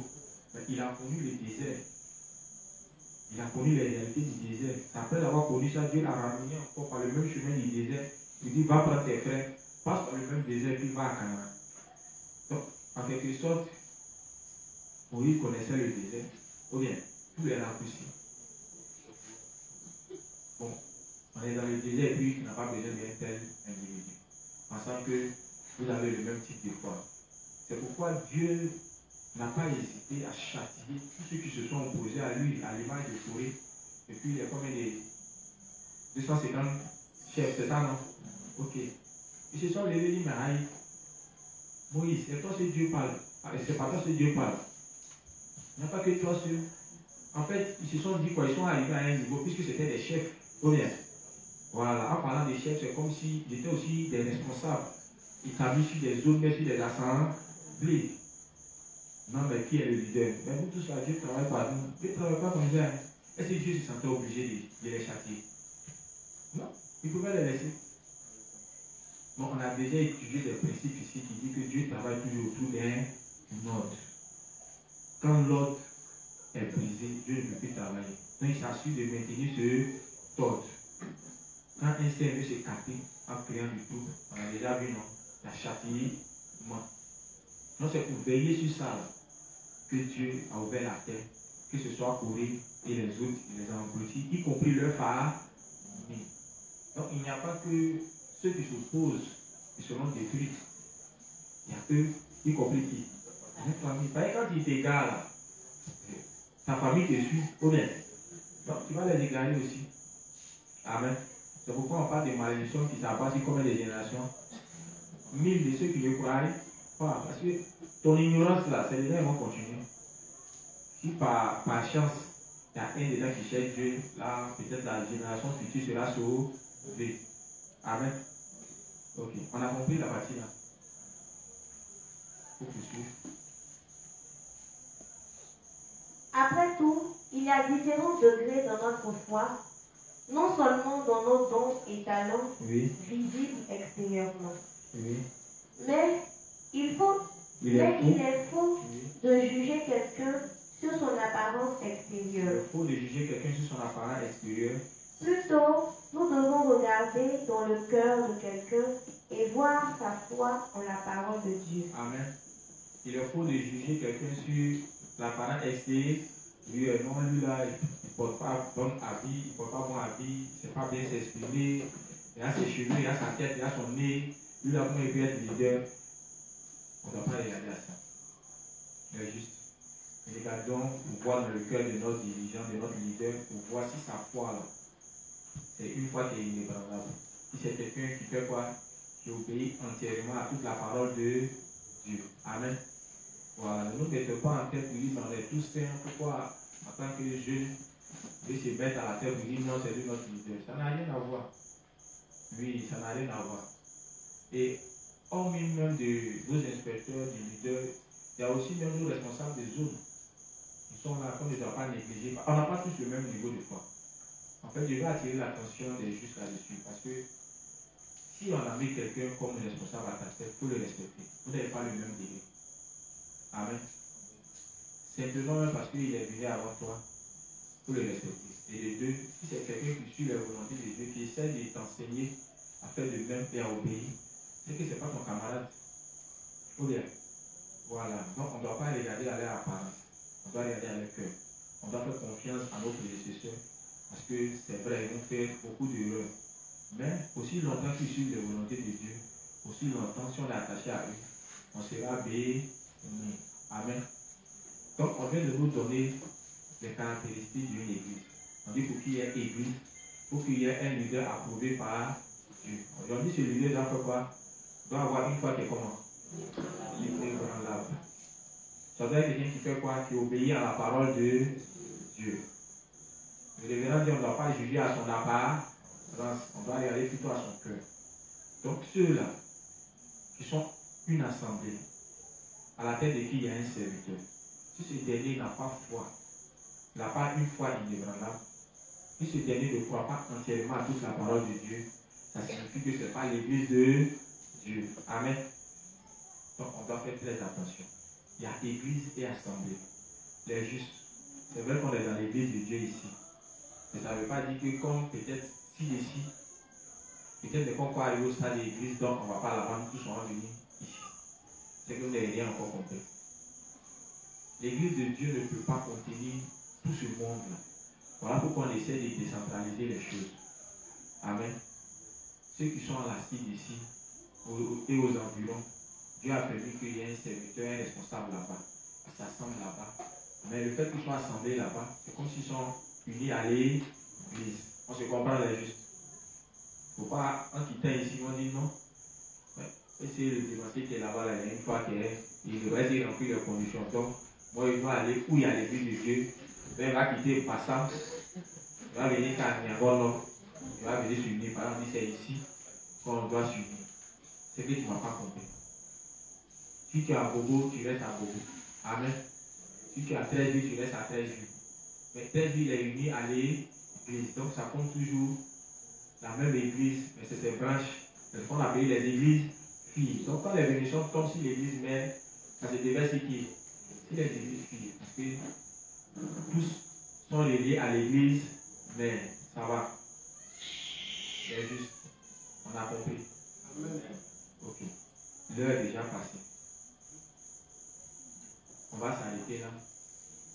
Aujourd'hui, on vient de compléter d'autres informations à l'information qu'on avait en ce qui concerne l'église de Dieu. Je rappelle, ces informations ne sont pas là pour qu'on les prenne à la légère. Ces informations sont là pour nous aider à nous unir véritablement à l'église de Dieu. Cette information ne concerne pas uniquement que les plus petits. Même les plus grands aussi doivent savoir ça. Parce que de nos jours là, c'est plus les grands même que Satan attaque.